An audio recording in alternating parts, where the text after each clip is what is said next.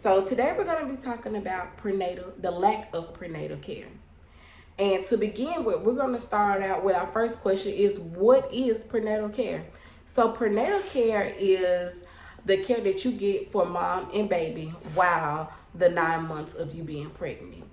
Those meds, the meds that you receive, the appointments that you go to, all keep up with whatever you and baby need to make sure that baby comes out healthy and mom stays healthy during the time of pregnancy.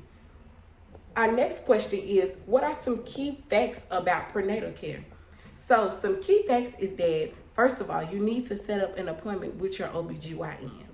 You need to have an OBGYN. It is very important because we want to make sure that there are no issues going on with your pregnancy and there are no issues going on with the baby that's growing inside of you. So that leads to my next question is, what are some risk factors when it comes to the lack of prenatal care? Now, there are so many risks that can happen when you don't get care because you don't know exactly what your body is going through, how much your body can take or handle as far as with baby being inside and receiving all nutrients from mom. And yes, it is possible. When you're carrying a baby, that baby can take so much from you that it drains you and you don't know what else to do. So that's why it's important to make sure you have vitamins. You take your vitamins. You do what your doctor tells you. You exercise, you rest. You do all that you need to do to make sure that mom and baby is okay. So let's move on to our next slide. We're going to talk about, of course, our problems and our solutions with the lack of prenatal care. So some problems that we have here is moms who lack getting help through prenatal care tend to have complications. And what I mean by that is the highest complication that I have seen in fact is preeclampsia.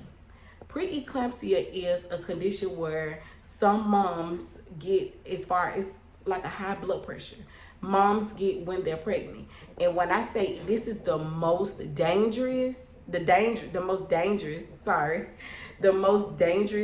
type of condition, because it can not only harm baby, but it can harm you as well, because your blood pressure could be so high where it could affect the pressure of the baby. I also have a solution for you all, and that solution is by following up with your OBGYN if you think or know that you're pregnant. So if you think or you know without a shadow of a doubt that you might be pregnant, make sure the first thing you need to do is set up an appointment with your OBGYN, because there are some women who can't carry kids and there are some women who can. Now, there was a myth going around, and I don't know if you heard about this, but there's a myth going around where a lot of moms who's early on in pregnancy, they don't like to tell that they're pregnant. They don't like to go to appointments. They don't like to get the proper treatment that they need because of the myth says if you tell someone early on, you will lose that baby. But it's not true. You need to get the proper care immediately when you find out that you're pregnant, because you may never know what conditions could cause for you or for that baby. So that leads me going to my first point. Every pregnancy is not the same. And I can attest to that because I'm a mom of 4. And each pregnancy that I have had was not the same. My third baby, I didn't find out until I was 6 months pregnant.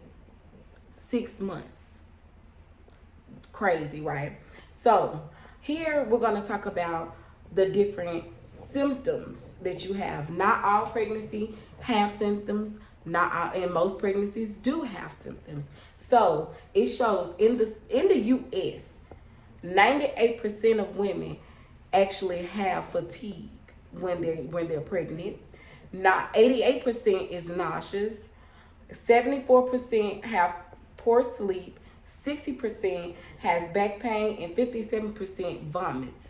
So not all pregnancies, like I mentioned, not all pregnancies are the same. You may have one of these symptoms, but not have all of them one pregnancy. And then the next pregnancy, you may have all of them.